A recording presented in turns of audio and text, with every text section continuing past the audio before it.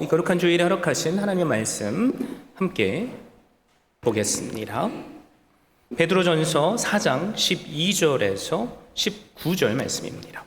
사랑하는 자들아, 너희를 연단하려고 오는 불시험을 이상한 일 당하는 것 같이 이상히 여기지 말고 오히려 너희가 그리스도의 고난에 참여하는 것으로 즐거워하라. 이는 그의 영광을 나타내실 때에 너희로 즐거워하고 기뻐하게 하려 함이라. 너희가 그리스도의 이름으로 치욕을 당하면 복 있는 자로다. 영광의 용 곧 하나님의 영이 너희 위에 계심이라. 너희 중에 누구든지 살인이나 도둑질이나 악행이나 남의 일을 간섭하는 자로 고난을 받지 말지니라. 만일 그리스도인으로 고난을 받으면 부끄러워하지 말고 도리어 그 이름으로 하나님께 영광을 돌리라.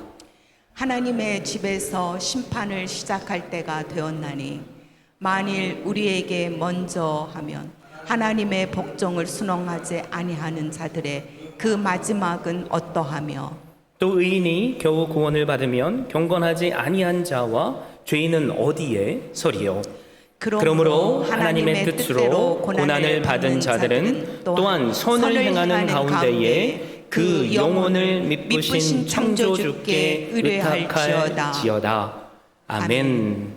저는 이 귀한 주일에 주신 말씀 힘입어서 십자가와 부활 시리즈 첫 번째 시간으로 그리스도의 고난에 참여하라 라는 제목으로 말씀을 증거하고자 합니다. 우리 인생에서 사실 당연한 건데 부담스러운 것이 있죠. 그것은 고난입니다. 고난이 없는 사람은 세상에 없습니다. 학생들이 여기에 있죠. 아이러니하게도 학생들에게 고난은 공부입니다. 세상에 공부처럼 힘겹고 어려운 게 없는 것 같아요. 그래서 어려서 저는 빨리 어른이 되고 싶었습니다. 어른이 되면 시험을 보지 않아도 될 것 같았기 때문입니다. 운동하는 사람에게 가장 힘든 것이 있다면 또 아이러니하게도 운동이죠. 세상에 운동처럼 어렵고 고통스러운 것은 아마도 없을 거예요. 그것이 얼마나 힘드냐면 올림픽 마라톤에서 우승한 황영조 선수, 여러분 아시죠? 인터뷰한 것을 제가 들었던 기억이 있는데 오래전이에요. 근데 아직까지 마음에 남아요. 연습을 위해서 도로를 달리고 있는데 너무 힘들고 고통스러워서 그냥 옆에서 빠르게 달리는 차로 뛰어들고 싶었답니다. 그와 같은 고난의 짐을 지고 그런데 그 선수는 감당했기 때문에 세계적인 마라톤 선수가 될 수 있었던 거죠. 신앙생활에도 당연히 고난이 있습니다. 그런데 많은 분들은 그것을 피하고 싶어 해요. 그래서 많은 사람들이 큰 교회를 더 좋아하죠. 여러 가지 이유가 있을 텐데요. 그중 하나의 이유는 부담 없이 다닐 수 있기 때문입니다. 그냥 군중 속에 묻혀서 교회 생활과 신앙생활을 하기에 딱 좋기 때문이죠. 눈에도 잘 띄지 않기 때문에 그냥 교회만 왔다가 갈 수 있습니다. 여러분, 그런데 그것은 지혜로운 일이 아니에요. 그렇게 교회 생활과 신앙생활을 하다 보면 그 사람은 점점 게을러지고 또 신앙적으로도 나태한 사람이 되어서 신앙생활이 주는 건강함과 축복에서 점점 더 멀어집니다. 공부가 힘들다고 공부를 안 하면, 운동이 힘들다고 운동을 안 하면 겪게 되는 것과 똑같은 결과를 우리의 영적으로도 겪게 되는 거죠. 오늘 본문은 그리스도의 고난에 참여하라고 말씀하죠. 그러면서 고난이라는 단어가 계속 반복돼요.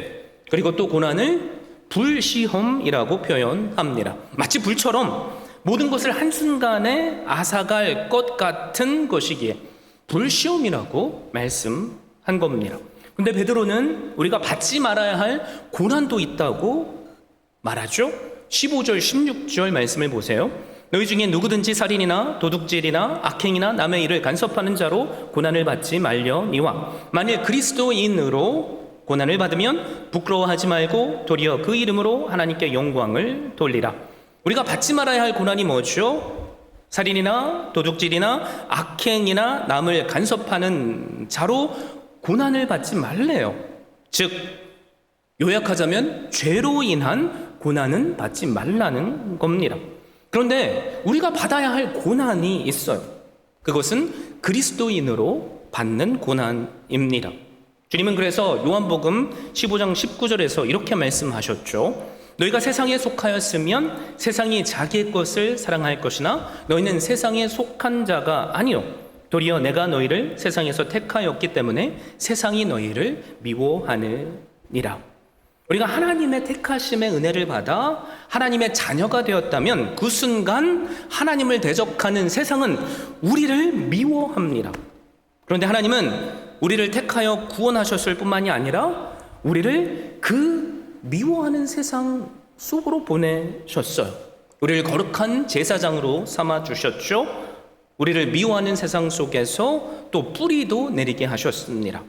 그렇기 때문에 믿는 우리에겐 고난이 있을 수밖에 없는 거죠. 만약 그리스도인으로서 받는 고난이 나에게 없다면 그게 사실 더 이상한 겁니다. 그러므로 우리의 삶에 고난이 찾아올 때 우리는 가장 먼저 이것이 내 죄로 인한 고난인지 아니면 내가 믿고 있는 예수님 때문에 받는 고난인지 살펴봐야 합니다. 내 죄로 인한 고난인 것을 깨달았다면 여러분 그게 기회예요. 회개하고 돌이킬 수 있는 기회죠.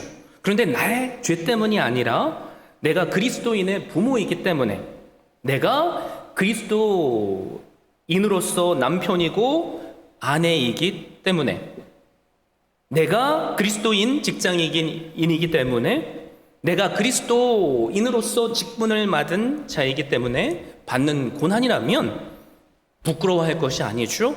도리어 감사하고 그것을 통해서 하나님께 영광을 돌려야만 합니다. 왜냐하면 그게 바로 오늘 우리가 함께 나눌 그리스도의 고난에 참여하는 것이 되기 때문입니다. 자, 그렇다면 우리는 어떻게 그리스도의 고난에 참여할 수 있을까요? 함께 세 가지를 나눠볼 텐데요. 첫 번째, 꼭 기억하십시오.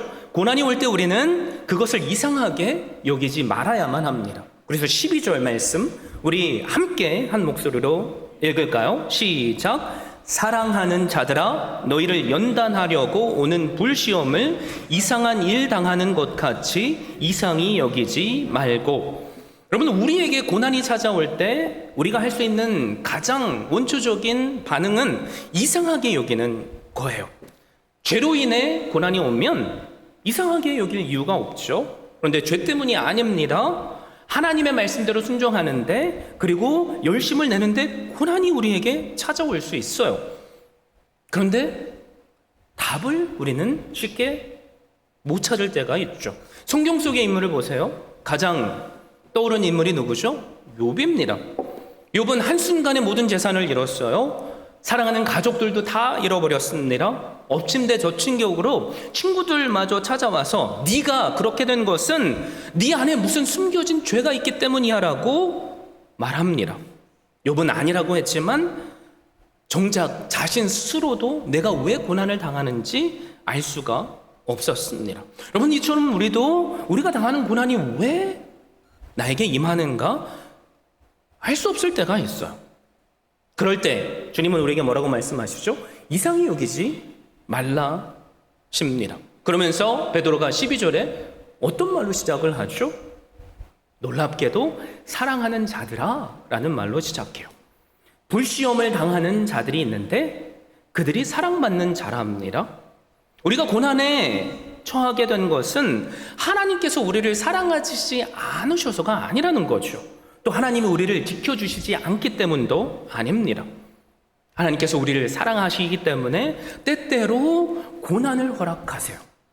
그리고 그 고난 속에서 결국에는 내가 하나님께 사랑받는 자구나라는 것을 깨닫기를 원하십니다. 그래서 12절을 다시 한번 잘 보세요. 불시험이 왜 온다고 말씀하죠? 바로 우리를 연단하려고 온답니다.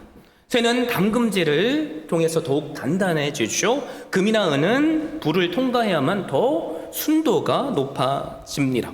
흙으로 빚은 그릇도 불가마를 통과해야만 귀한 도자기가 됩니다. 그래서 그리스도인으로서 받는 고난은 우리의 삶을 앗아가는 불이 아니라 더욱 주님을 닮은 순전한 사람으로 연단해 주시는 불입니다. 그래서 우리를 성장시켜 주시는 도구가 되는 거죠. 여러분, 양들이 많은 곳에 염소가 한 마리씩 꼭 끼어 있대요. 양들은 염소와 서로 싸우면서 질 좋은 털을 가질 수 있다고 합니다. 그리고 서로 치고받으면서 그게 운동이 되기 때문에 무럭무럭 건강하게 잘 자란답니다. 그런데 이상하게도 양 옆에 염소를 붙여놓지 않으면 어떤 일이 일어날까요? 더 좋은 결과가 나와야 되는데 양이 영양 과다로 병에 걸림돼요. 신기하죠? 때때로 하나님은 우리 성도들의 성장을 위해서 고난이라는 염소를 허락하시는 거죠. 그러니까 불같은 고난이 찾아올지라도 우리에겐 이상히 여길 것이 하나도 없죠. 이 연단을 통해 하나님께서 나를 어떻게 빚어가실까 기대할 수 있습니다. 저에게 이 거룩한 주일에 소망이 있다면 우리 한 사람 한 사람이 그런 기대를 품는 성도들이 될 수 있기를 바랍니다. 두 번째로, 고난이 올 때 우리는 그것을 오히려 즐거워해야 합니다. 함께 13절 말씀을 봉독할까요? 시작. 오히려 너희가 그리스도의 고난에 참여하는 것으로 즐거워하라. 이는 그의 영광을 나타나실 때에 너희로 즐거워하고 기뻐하게 하려 함이라. 한번 생각해 보세요. 나에게 큰 고통이 임했는데 내가 그것으로 즐거워하고 나는 기뻐요, 이런 찬양을 한다면 세상의 사람들은 우리를 미쳤다고 할 거예요. 그렇죠? 그런데 베드로는 우리에게 즐거워해야 할 이유를 두 가지로 선포합니다. 즐거워야 할 첫 번째 이유가 뭐예요? 그리스도인으로서 받는 고난은 바로 그리스도의 고난에 참여하는 것이 되기 때문입니다. 여러분, 여기 참여하다라는 말은 우리가 익히 잘 알고 있는 헬러어예요. 코이오니아라고 하는데요, 성령 하나님의 대표적인 사역이죠. 죄 있는 우리로 하나님과 끈끈한 교제가 일어나게 하는 거예요.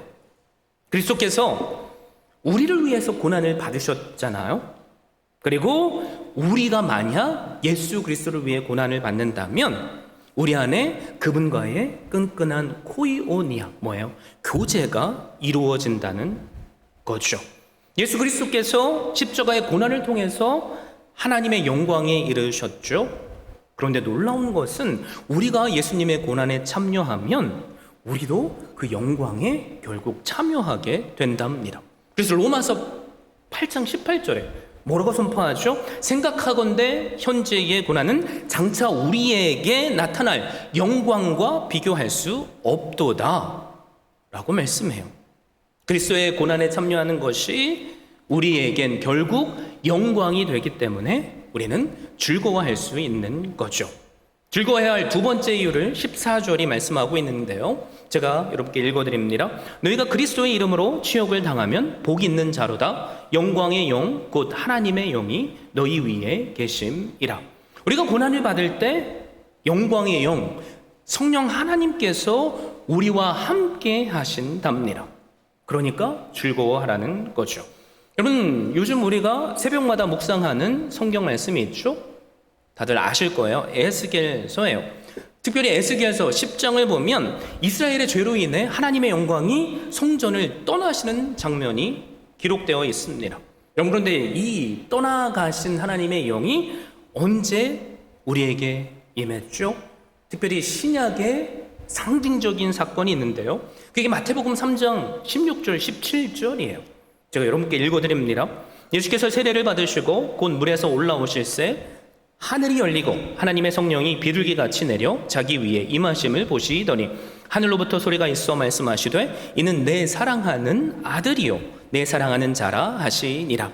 예수님께서 세례를 받으셨어요. 그리고 물 위로 올라오실 때 놀랍게도 성령 하나님께서 그 위에 임하셨답니다. 여기서 말씀하는 세례의 의미가 뭘까요? 우리 스스로가 죄를 회개하고 예수 그리스도를 믿을 때 허락하시는 죄 씻음의 은혜요, 그리고 우리 안에 내주하시는 성령 하나님의 임재입니다. 그리고 내가 믿는 예수 그리스도 때문에 우리가 고난을 받을 때 그 성령 하나님께서 우리를 떠나시지 않고 우리와 함께 하시는 거죠. 구약에 떠나버리셨던 하나님의 영이 이제 예수 그리스도를 믿는 우리에게, 그리고 그분의 고난에 동참하는 우리에게 함께 하시는 겁니다. 그러면서 하나님께서 예수님께 하셨던 똑같은 그 음성을 아마 우리에게도 하실 거예요. 이는 내 사랑하는 아들이요 내 기뻐하는 자니라. 이는 내 사랑하는 딸이요 내 기뻐하시는 자라.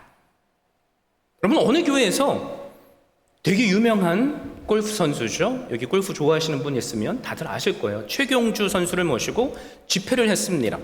그런데 그 교회에 수많은 사람들이 모였는데 대부분이 어떤 분들이라면 교회는 안 나가는데 골프에 미쳐가지고 최경주 선수가 뭐라고 보러 온 거예요. 내 우상 중에 한 사람일 수 있으니까요. 여러분, 만약에 우리가 정말로 만나고 싶은 사람이 교회에 온다면 어떠시겠어요? 만사 모든 일 제쳐놓고 교회로 나오겠죠?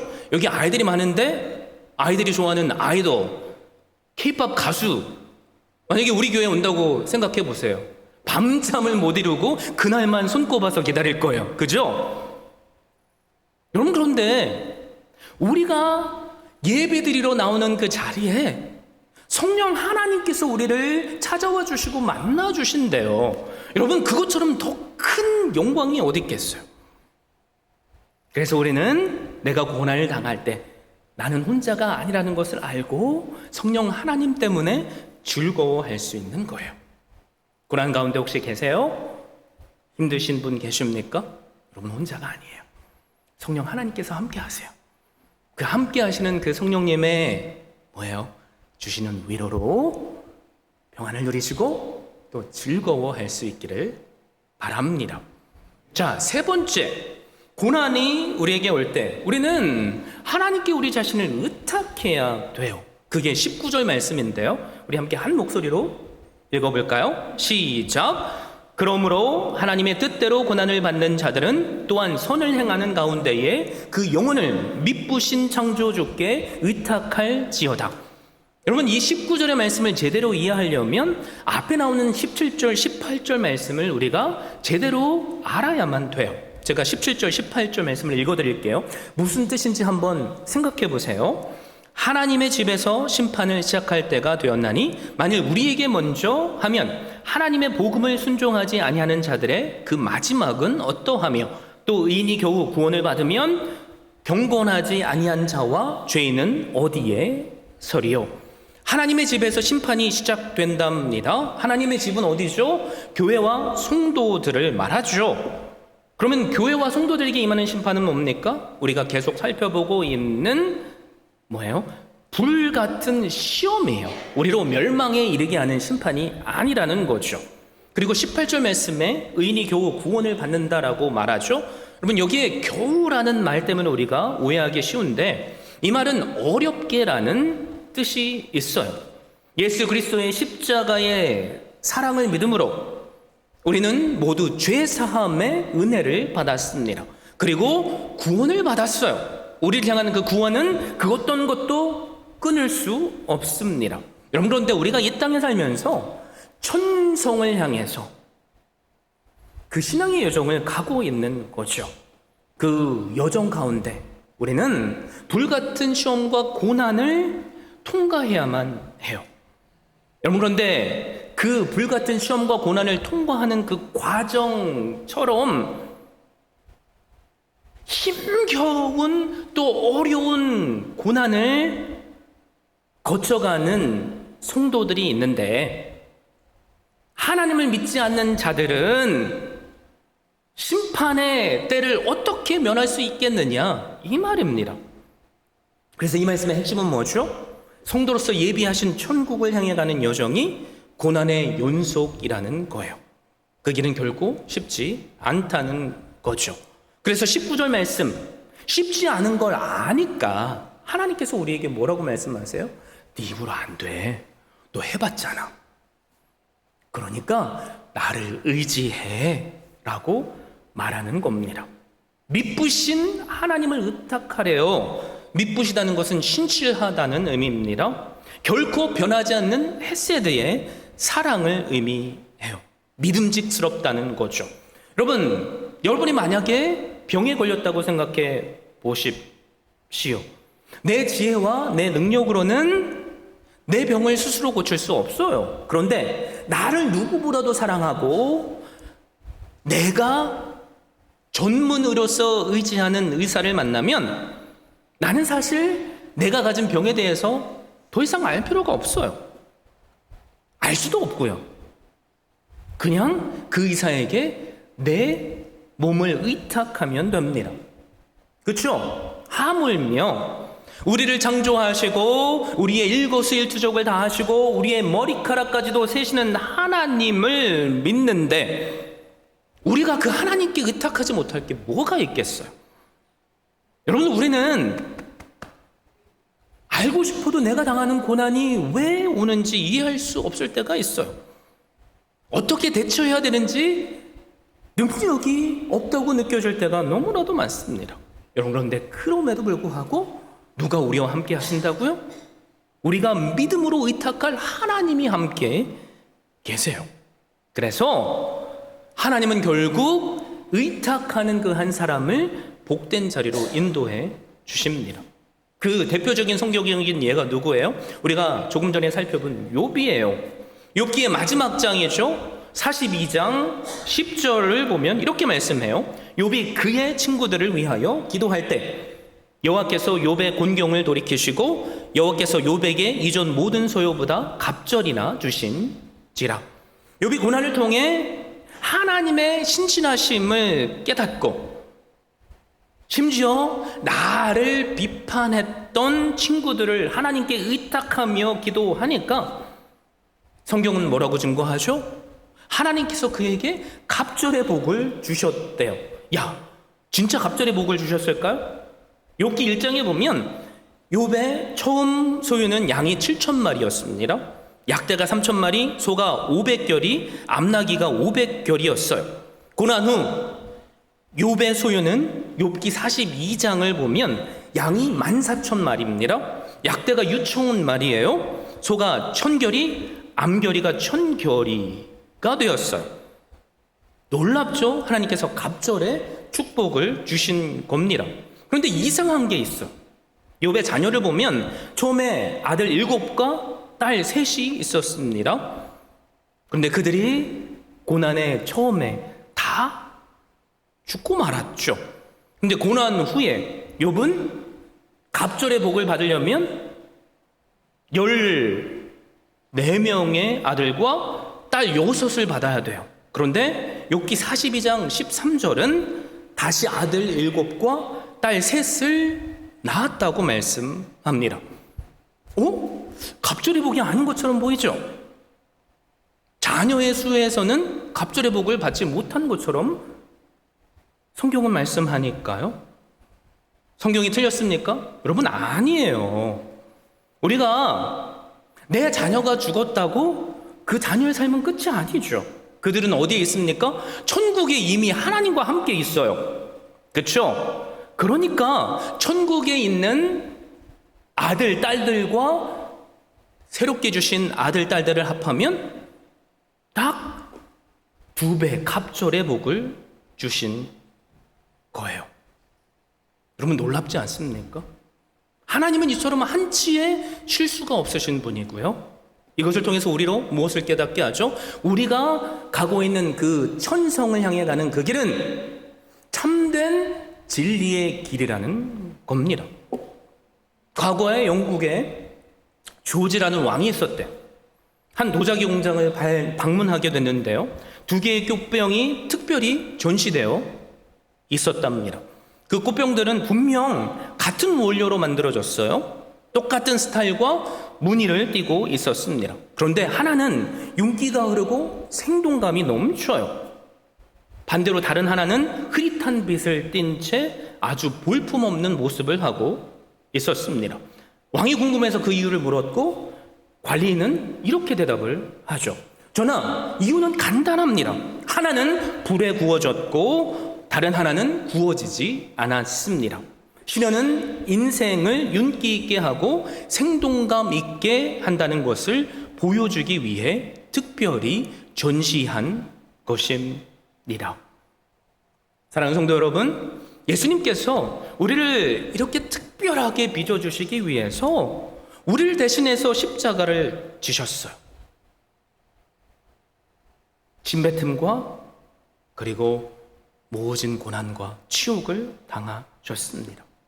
십자가에서 형틀에 못 박히셨고요, 피를 흘리셨고요, 다 이루셨다는 말씀을 남기고 운명하셨어요. 예수님의 생애 전체가 고난의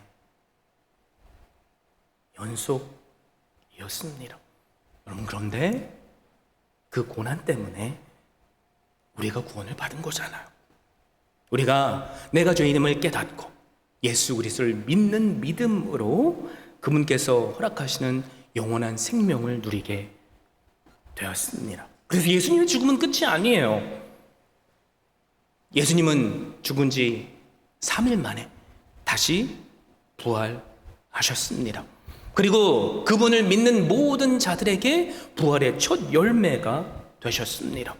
그리고 우리를 향한 그 구원을 완성하신 후에 하나님 우편에 지금도 살아계셔서 하나님과 함께 온 세계를 다스리고 계십니다.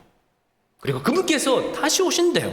다시 오시면 우리는 그분과 함께 영원히 사는 복을 누립니다. 이 예수 그리스도를 믿으시죠? 아멘이시죠? 그래서 주님은 우리에게 고난에 참여하라고 하시는 거예요. 다시 기억하십시오. 그리스도인으로서 받는 고난은 이상한 게 아니에요. 우리를 성장하시고 연단시키시는 하나님의 사랑의 손길이에요. 그리고 예수 그리스도의 십자가에 참여하는 것이고요, 그 과정을 통해 성령 하나님께서 나와 함께 하시기에 우리는 즐거워할 수 있습니다. 그 과정이 너무나도 힘드니까 우리는 우리 자신을 그분께 의탁해야 합니다. 그럴 때 우리를 아름답게 빚으시고 또 빛나게 해주실 거예요. 그러므로 오늘 우리 함께 결단했으면 좋겠어요. 주님, 부활절이 이제 얼마 남지 않았는데 이 기간 가운데 주님의 고난에 동참하겠습니다.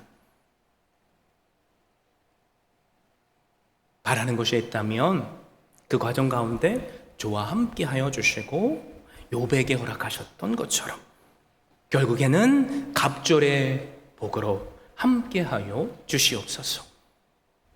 우리 모두 다 이런 귀한 그리스도의 고난에 동참함으로 허락하시는 그 은혜를 누리시는 한 분 한 분 되시기를 예수 그리스도의 이름으로 축원드립니다.